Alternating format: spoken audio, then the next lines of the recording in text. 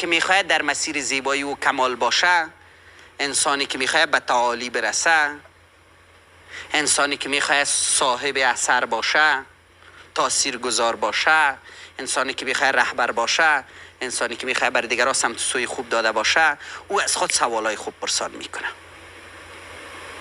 این سوالات چی است؟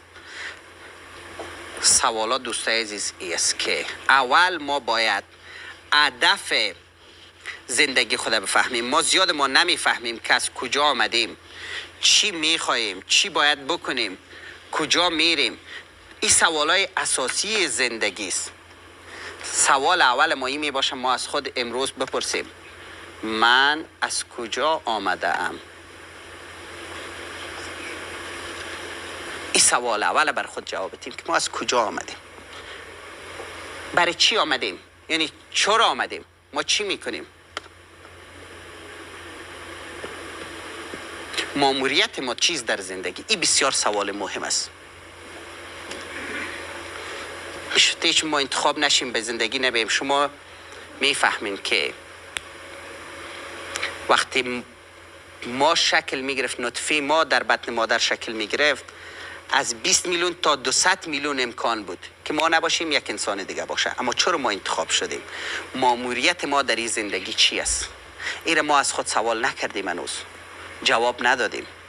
ما فکر میکنیم مسئولیت ما میست نان پیدا کنیم، نان بخوریم، خواب کنیم.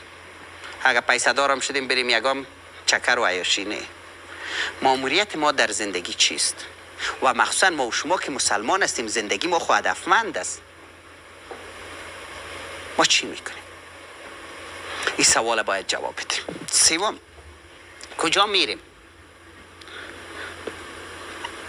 آیا بر رفتن خود بار و توشه جمع کردیم نکردیم؟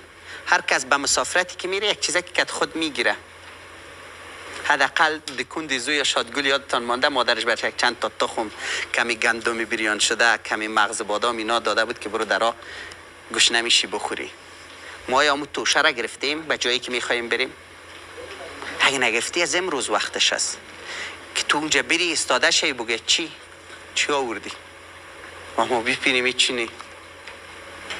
بنان این هم سوال مهم است که ما کجا میریم و به اونجا چی کار است که ما همراه خود ببریم. خداوند شما را خیر و برکت نصیب بسازه و من مطمئن هستم که ثواب زیاد شامل حال ما میشه، مخصوصا وقتی نیت نیکم داشته باشیم.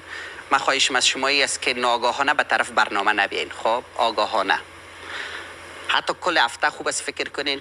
مثل که من همیشه منتظر روز جمعه هستم و حداقل کل